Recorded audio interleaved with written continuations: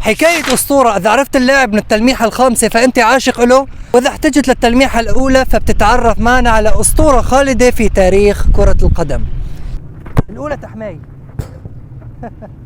التلميحة الخامسة بدأ احترافه في نادي في بلده قبل أن ينتقل إلى الدوري الإنجليزي. خير وعرفه من التلميحة الخامسة يا لطيف. إيه، والثانية برضو تحماي. جاهز؟ التلميحة الرابعة اشتهر في أدائه الرائع في خط الوسط وقدرته على التحكم برتم المباراة كامل. أبو الخير، هاي لعيونك. أنت قلت لي لا تقول لحدا لعيونك، بس هاي لعيونك.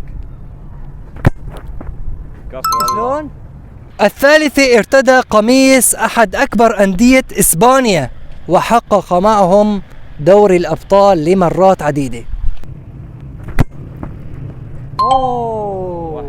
الثانية ويمكن عرفتوه من الثالثة، قاد منتخب بلاده بإنجاز تاريخي وغير مسبوق إلى نهائي كأس العالم.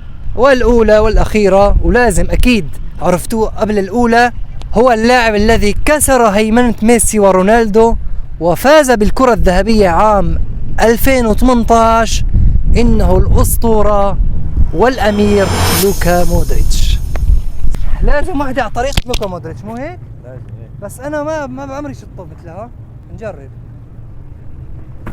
يلا ماشي حالة.